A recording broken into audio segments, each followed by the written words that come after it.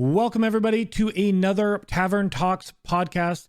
This is the podcast where we sit down with content creators, artists, Twitch streamers, and the like, and get to know their life stories, how they got into their art forms, and just about what brought them to where they are at today. Here on our fourth episode, we are joined by the amazing PirateSteeb. Sit back, jump on the friendship, and learn all about this wonderful Twitch pirate. First, if you can take a moment to subscribe to the channel, like this video, it would really help me out in getting more of these interviews and podcasts done. Hello, everybody. Welcome again to another Tavern Talks podcast. Today, we are joined by the wonderful, the one, the only PirateSteeb. Thanks for having me. I'm so excited to be here. I'm really enjoying the interview so far, and I'm very grateful that I could be here with you. And I love you. You know that. I love you too, buddy. Today on the podcast, we will be getting to know you better. So we're just going to start with some of that kind of that basic information that people might want to know or might not know about you. When did you start streaming?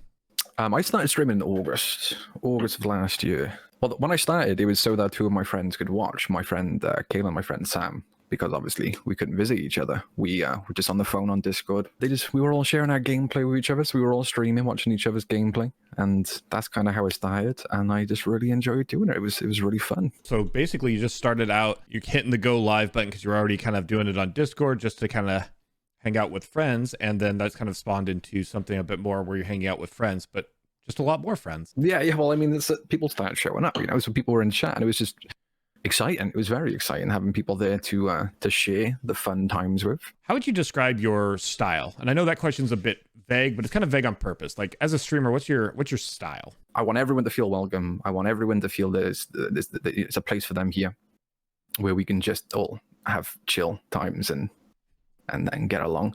I wouldn't consider myself to be, like I say, entertaining. I just want to be friends with everyone, I think that's a really good style to have, very community driven. Just kind of starting on that same, like, getting into streaming thing. What were your initial goals, or what are your goals right now? At the start, I didn't really have any goals. I was never intending to do this as often as I do. It was just to play games with friends and have a way for them to view said gameplay. It kind of spiraled from there, right? It was something that it's really hard, it's hard not to obsess over the numbers and the analytics, but it's something I've been getting progressively better at. I don't check that stuff daily anymore. I check it weekly. In terms of like numbers, I try not to set massive goals. We've talked a lot about, getting into it, like your style. So how have you really taken steps to shape your community, and like, how would you describe how you kind of where your community is at now? I've been really lucky. I've only had to ban 2 people, and I didn't do it myself. The mods did it for me. I've only ever had 2 trolls, but the community, I've been incredibly lucky. I feel like the vibe resonates itself. The people who are there in chat, I've not really had to like mollycoddle it. It's been something that's grown very naturally. There's never been really any arguments between anyone in chat. We've been very lucky with terms of that. Obviously, avoid any controversial topics. But the community itself has grown very, very naturally. If someone follows, I usually say immediately, like, you love, you're adorable, we'll cherish you. Thank you for joining us. We already love you. It's great to have you. If that doesn't put them off, if they're not already immediately sickened by how loving and caring I am for these people, for the homies, then they're going to stick around. If that's quite a strong thing to come across with immediately. Approaching people with love and calling people out in terms of like telling them how much you cherish them being there. That obviously has shaped that kind of caring community that you're building. I want to get into a section called about ESO. And my first question, why ESO? Again, this is another one of those vague questions. Why did you play it in general? Why is it what you choose to stream? But just kind of like, out of all the games out there, why Elder Scrolls Online? Well, when it first came out, I pre-ordered this game, and when I played it, I hated it. It was not for me. I'm sure a lot of people had that opinion. It was a little broken. It was a little bit of a disappointment. Played it for a day, maybe max. The start of last year, one of my good friends, Kaylin, who had picked it up on PlayStation 4, for really cheap. It was like, you got to play this game. I just want you to play with me. We'll have a laugh. Come over, bring your console. This is before lockdown. So I was like, I don't like that game. It's going to just disappoint me again because I love the Elder Scrolls universe. I was one of those people who played Skyrim first and had to make my way backwards. So I was like, I don't want to be any more disappointed than I was the first time I played this game. And he was like, no, just pick it up. We'll have a laugh. It's only £5. I was like, okay, picked it up. I went over there, played it, fell completely in love. And this actually really turned out to be a problem for my friend Kaelan, because after like a week, he got bored of playing it. And by that point, it was the only game I was playing consistently. At that point, I was looking at a lot of content on YouTube, because obviously, as you're all aware, anyone who plays the game is huge, absolutely huge. And that's when I discovered add-ons, and I need add-ons, right? I need these add-ons. So I built a PC for the simple reason to play ESO. Started playing on PC, which makes a world of difference. Add-ons really do add a whole quality of life to the game. They really can make a difference. I respect anyone who plays without add-ons. I respect anyone who plays on console, because it's like playing ESO in hard mode. It's a lot more complicated. The addiction was already set by that point. By the time we started a new character, I was excited to start a new character. I was excited to start again. I created a character 3 times. I kept deleting the same character over and over. I wanted it to be perfect. I was like, this is going to be my online persona. This is going to be me. I'm going to play ESO. I'm going to be an ESO person. I love this game. I'm going to invest a bunch of time. I always wanted to play WoW. Never got into WoW. Played her a ton, put hundreds of hours in before I even started streaming. And my buddy Kaelan was like, how can you still be playing this game? I was like, I'll show you. Hence why I started showing him. By that point, it's all I was doing. It's all I was doing anyway. You know, when I started streaming it, it's all I was doing anyway, because we couldn't go out, we couldn't leave the house, we couldn't go and socialize, which is something which I do not like being indoors on a sunny day. You know, I like to be outside, but it was a really, really nice year last year for weather, and I was stuck indoors. We just had the curtains closed, trying to avoid the fact that I'm stuck inside on a sunny day. But it's sunny in Tamriel, right? You can go to Somerset and you can be out in the beautiful locations, and you can just kind of escape to that world. And that's probably what it was more than anything, dude. Being stuck here and finding that escape. For sure. And that's always been like my draw to role-playing games in general and MMOs in general, is like, being able to like live a life in like a fantasy realm. And I think right now in pandemic, it's like, even more so than ever. So the kind of next question about like Elder Scrolls Online, when you're doing that content, is what content do you like mostly get up to on stream? Well, that evolved over time. What it is now is an obsession with playing with viewers. So every day I'll log in, who wants to do a daily with me? People will volunteer. Right, that's fantastic. Who wants to do pledges with me? People have volunteered. Great, we had a good time. Who wants to do a battleground with me? That's fantastic. We've done that. Who wants to jump into Syria? You know, it used to be, I'm a completionist. I think we've spoken about this in the past, a massive completionist. So it used to be complete a zone. I wouldn't leave that zone until I caught every rare fish. And it didn't take long to realize people don't really stick around when you're spending 6 hours of a stream fishing. So I had to kind of move on from that. Just the questing. The questing is still my love, the voice acting. I always said the first time around this game failed because they spent all of their budget on brilliant voice acting, which, you know, the voice acting is fantastic. The questing kind of died down because I know that you don't have to. There is an order which makes the most sense to play it in. And I'm unfortunately at a point now where I need to finish Cabwell's Gold to move on to Markarth, because there's characters in Markarth which know you from that zone.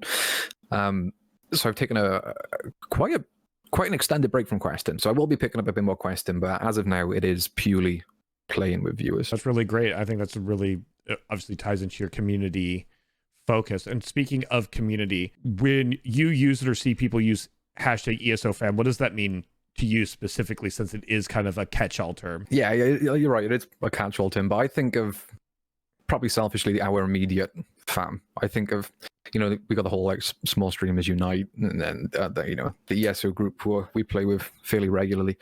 The good thing about ESO compared to a lot of other games I've played, there's not too much hassle when you play. There's not too many people out there to cause you grief. I feel like it's kind of an enigma when it comes to gaming, where the community, the 99% all, you know, like they're all pretty good people, right? I've had one person cause shit. The ESO fam, we're tight, man. I know some people don't necessarily like to be part of the gang, I suppose. I'm not too sure. I mean, I've never met anyone who doesn't want to be in the ESO fam. If you play ESO, does that automatically make you part of the fam? I suppose. I'm not too sure. Kind of shifting gears now, sticking with games, kind of getting a little bit away from ESO. Are there other games that you stream, or are you exclusively an ESO streamer? I bit the bullet last night where I was playing ESO. As a streamer yourself, and as this, I'm sure many people here who stream or watch, the burnout's real. Right, the burnout is real. If you play that game, I mean, I stream 5 days a week, and I still log on occasionally on my days off. I never want it to be a game which I feel is a chore. So I'm definitely going to be. I mean, I've played Minecraft the last couple of weeks. I played Stardew the last couple of weeks. I used to play a lot of Phasmo. Phasmo was a lot of fun. We played Phasmo on stream. We did that, right? Me and you and then Juice and Con. We did that. That was a lot of fun. I'm taking time in the future to add more variety, though, which is something I don't want people to be upset over, because it's very easy to fall into that trap where people aren't there for you.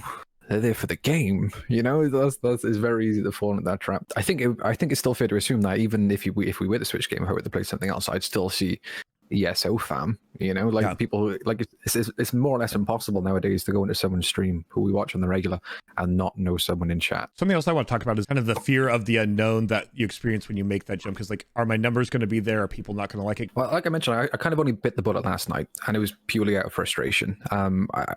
As we've been streaming for more or less the same amount of time, and it takes a lot of grind and a lot of man hours, a lot of grind, a lot of effort put in, and you don't want to see that drop overnight because you change game. But when you're playing the game and you're feeling the burnout and you're getting frustrated, and people are going to see that frustration and people are going to feel it, then it's time to mix it up. It's time to definitely put a twist on what you're doing.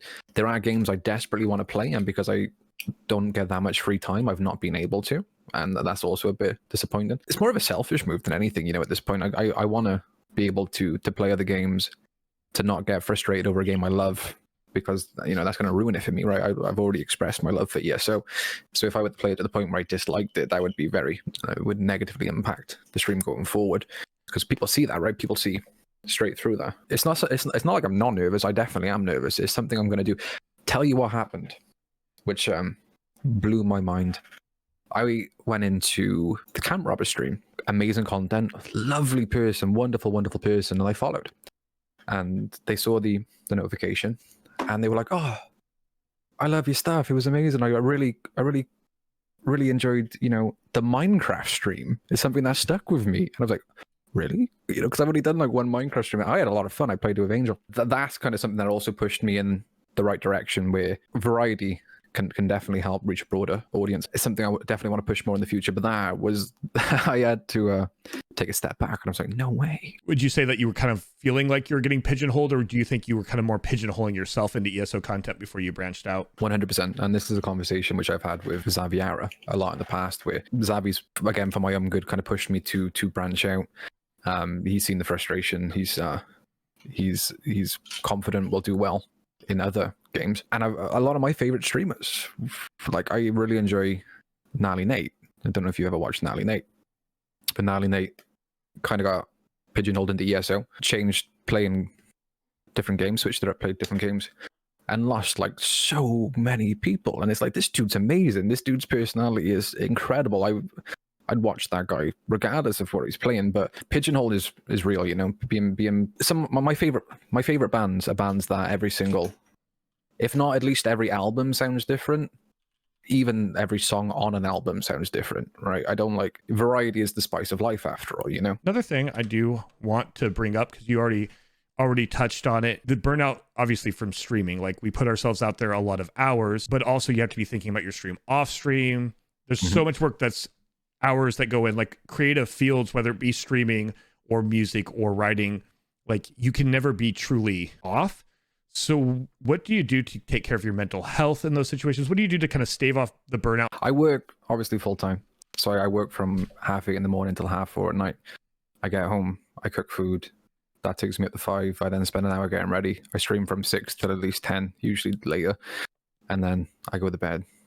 And I do that. So I don't have a day off in the week. If I'm not in work, like the 7-day week, if I'm not in work, I'm streaming. I've been in discussions again with Angel about maybe taking an extra day off throughout the week, because I'm just getting so tired all the time. Just exhausted. I'm fine for stream. I'm falling asleep in work now, which is just as much as a problem. I mean, I've only got my job until the end of next month anyway, so I'm not too concerned. I've always been the type to, I don't necessarily like the word, but continue the grind, keep grinding. I guess I spend a couple of hours at night decompressing, trying to take a step away, because I definitely think that people can see how you feel, right? I'm thinking it's probably best in the future to either take an extra day off, maybe even once a fortnight, where I can do, it would be a weekend where I wouldn't have to work or stream, a full day of doing nothing, like a Saturday off, just enjoy the Saturday. I still don't consider this to be anything really besides a hobby. I love doing this, so it's not like an issue, it's not a problem. I'm just getting rather exhausted all the time. It kind of takes us into the next section anyway. And instead of asking the question the way I was going to ask it, instead of saving this one to the end like the rest of them, because it ties in about like working and streaming, I'm going to ask BC Deanna's question. How do you balance working full-time plus all of the streaming time without burning out or just being exhausted? And I think we just heard that you are pretty exhausted. It was a lot more difficult when I was streaming to no one. That is exhausting.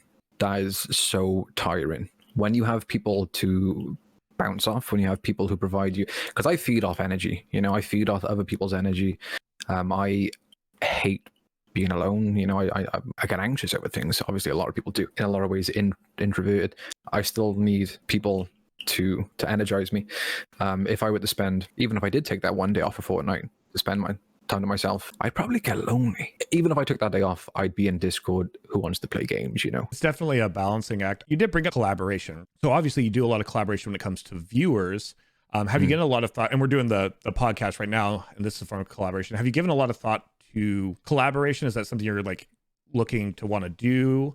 Well, not to give too much away, but obviously me and you have a lot on the pipeline. We've got quite a few things we've discussed. We've got our Google Doc, which we definitely need to catch up and plan the wedding. But besides what we've got coming up, Minecraft was amazing. Playing that with Angel was a really good time. Among Us is something that is still doing really well on Twitch, which is something very enjoyable to play anyway. And having a full team of streamers there, it's a great. I don't like networking, man. It's a strange word. They can go either way. It's a great way to network, though. To make new friends. So I definitely want to do more Among Us in the future. Stardew Valley, dude. Do you play Stardew Valley? Oh yeah. I play Stardew Valley. Yeah, we got to get on there then. I want to do more of that in the future too. The community is fantastic, and we've got so many people that we could do things with. What I really want to do, which has been on my mind for the longest time, other than Valheim, that's like a recent thought, something I want to get involved with. Sea of Thieves.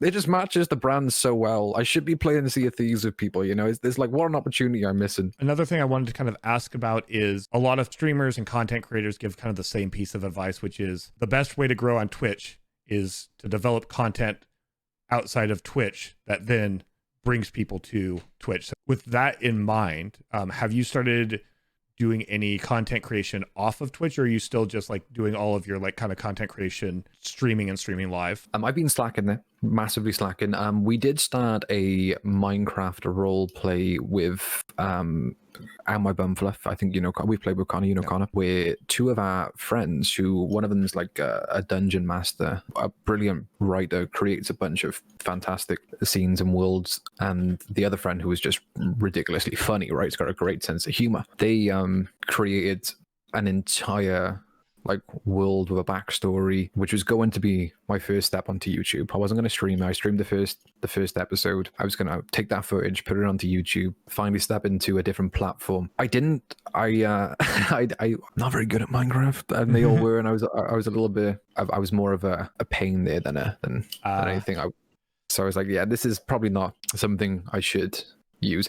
I want to though. I mean, I slack when it comes to Instagram. I'm terrible on social media. I've not been on social media for like the past 5 years. I have social medias. I've started using Twitter again.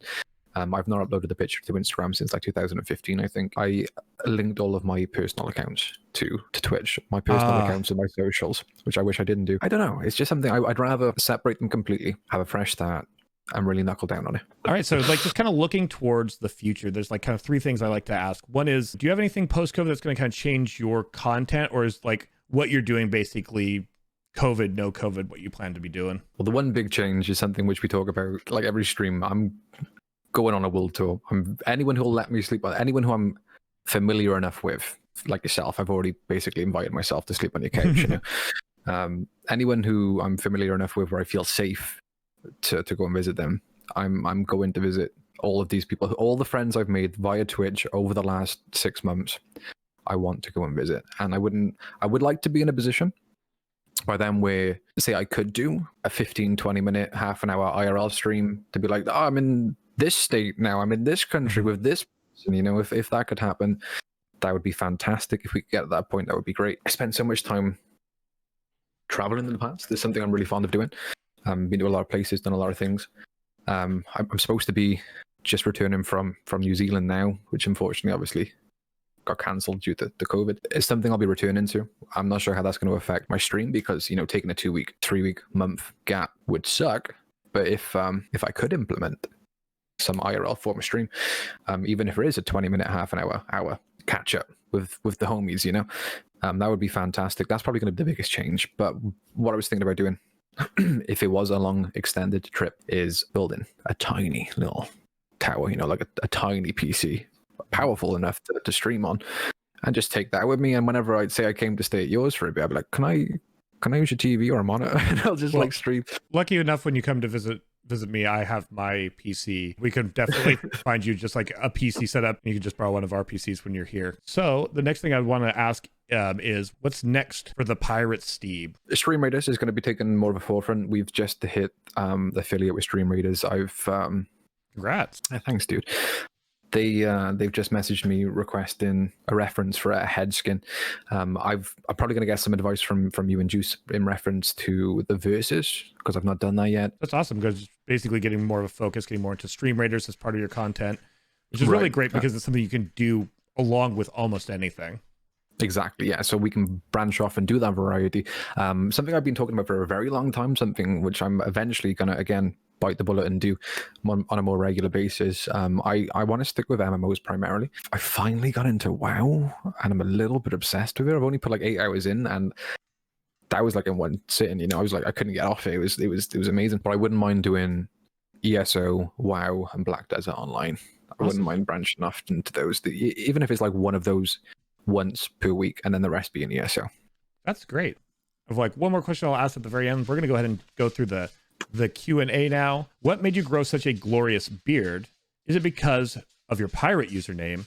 Since it kind of looks like a pirate beard. I started growing facial hair at like 15, 16.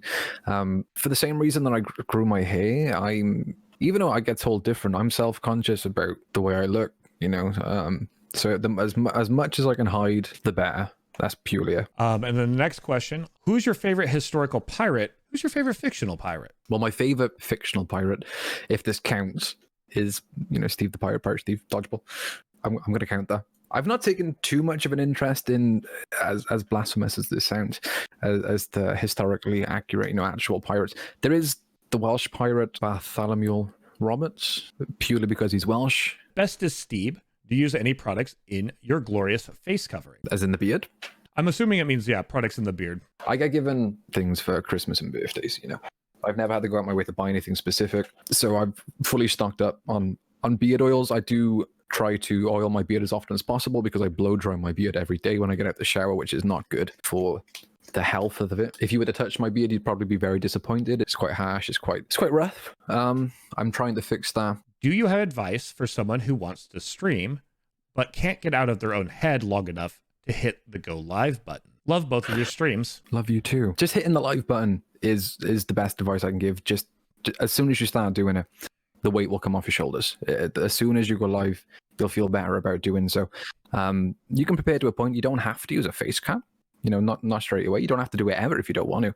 And if that's going to make you feel better about doing it, don't use a face cam. I think the general advice though is just hit live. Nobody notices your mistakes, your small idiosyncrasies, or anything like that as much as you do. What is brown sauce? Brown sauce goes with anything breakfast related.